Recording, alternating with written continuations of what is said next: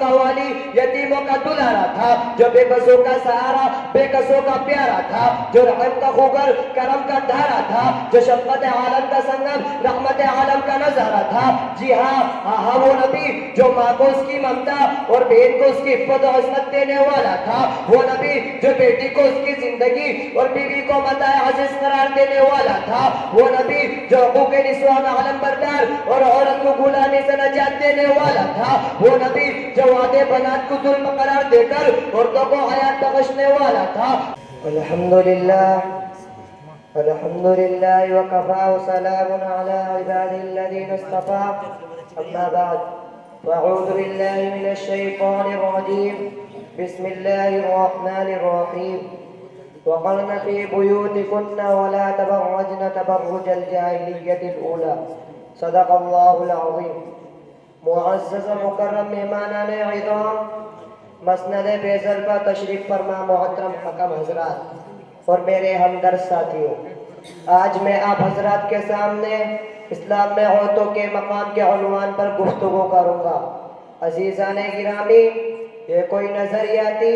یا پہلے لوگوں سے منقول کوئی رٹا رٹایا جملہ نہیں ہے، بلکہ ایک اٹل حقیقت ہے کہ اسلام نے عورت کو جو مقام و حقوق دیے ہیں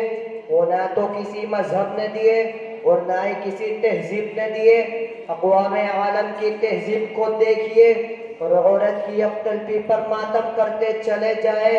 چنانچہ رومی تہذیب کو دیکھیے کہ جہاں ایک طرف مرد کو 100 نکاح کا اختیار تھا، وہی دوسری طرف 100 طلاق دینے کا بھی حق تھا، اور انتہا تو یہ تھی کہ اپنی بیوی کو باندھی کی طرح بازاروں میں بیچنے کا بھی اختیار تھا۔ یورپ کی تہذیب کو دیکھیے کہ عورت سے اتنی سخت نفرت تھی کہ اس کو زندہ رہنے کا بھی حقدار نہیں سمجھا جاتا تھا، بلکہ نفرت کا عالم یہ تھا کہ اگر لڑکی کی پیدائش ہو جاتی تو وہ درندے صفت انسان اس معصوم کو زیر زمین میں زندہ دفن کر دیتے۔ یونانی تہذیب کو دیکھیے کہ نفس پرستی اور شہوت رانی کا عالم یہ تھا کہ طائفوں کے کوٹھے مرجع الخلائق بن چکے تھے۔ برادران وطن کی تہذیب کو دیکھیے کہ عورت کو پاؤں کی جوتی تصور کیا جاتا تھا اور شوہر کی چتا کے ساتھ اس کو بھی زندہ جلایا جاتا تھا۔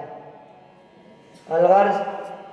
اقوام عالم کی تہذیبوں میں عورت افراد و تفریق کا شکار نظر آتی ہے۔ کبھی اس کا مرتبہ اتنا گرا دیا جاتا ہے کہ لونڈی سے بھی بدتر جانور سمجھا جانے لگتا ہے، اور کبھی اس کا مرتبہ اتنا بڑھا دیا جاتا ہے کہ درجہ الوہیت دے دیا جاتا ہے۔ غرض یہ کہ دور اسلام سے قبل دنیا کا کوئی ایسا ظلم ستم نہیں تھا جو ان کے ساتھ نہ کیا گیا ہو۔ جب یہ کمزور و ناتواں، بے کس و مجبور، ظلم و تشدد اور جبر و تسلط سے بلبلا اٹھی تو عرش عظیم تھر تھرا اٹھا، پھر رحمت خداوندی جوش میں آ گئی، پھر خدا نے اپنا قانون ان مع العسر یسرا کو عملی جامہ پہناتے ہوئے اس تصدیق کو اس دنیا کی فلاح و کامرانی کے لیے بھیجا، جو مسکینوں کا والی، یتیموں کا دلہارا تھا، جو بے بسوں کا سہارا، بے کسوں کا پیارا تھا، جو رحم کا خوگر، کرم کا دھارا تھا، جو شفقت عالم کا سنگم، رحمت عالم کا نظارہ تھا۔ جی ہاں وہ نبی جو ماں کو اس کی ممتا اور بہن کو اس کی عفت و عصمت دینے والا تھا،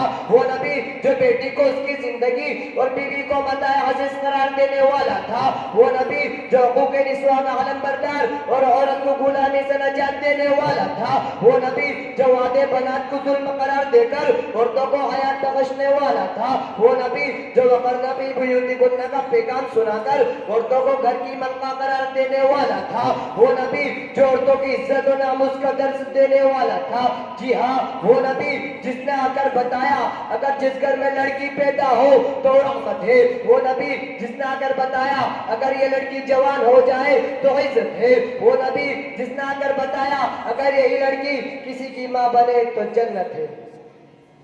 الغرض، عورت کی زندگی کا کوئی حصہ ایسا نہیں جہاں ہمارے نبی نے ان کی عفت و عصمت، عزت و عظمت اور رفعت و سربلندی میں چار چاند نہ لگا دیے ہو۔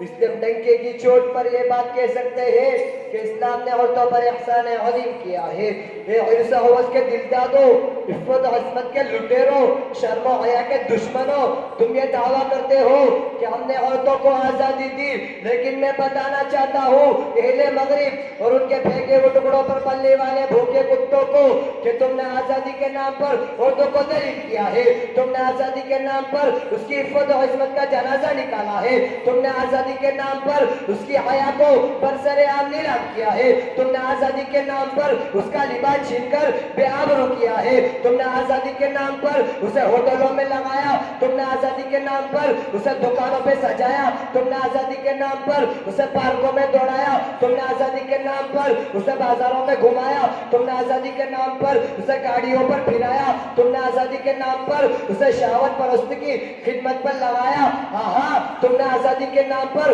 عورتوں کو دلیل سے ذلیل کیا ہے۔ تم مرد و عورت میں کلی طور پر مساوات کا دعویٰ کرتے ہو، تم عورت کو مرد بنانا چاہتے ہو،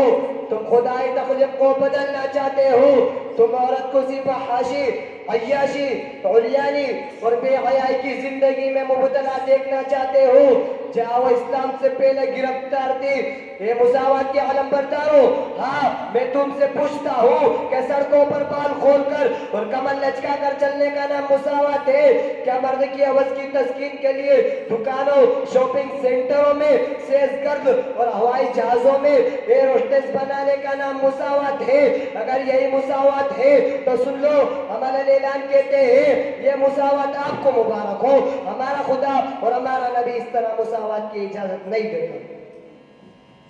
عزیزان ملت، دنیا میں اب تک کوئی ایسا مذہب یا تہذیب وجود میں نہیں آئی جس نے عورت کو اس کا صحیح مقام و مرتبہ دیا ہو، لیکن مذہب اسلام ایک ایسا مذہب ہے جو 1450 سال سے ساری دنیا کے لیے چیلنج بنا ہوا ہے، جو اپنی جامعیت اور ہماگلیت کا پرزور دعویٰ کر رہا ہے۔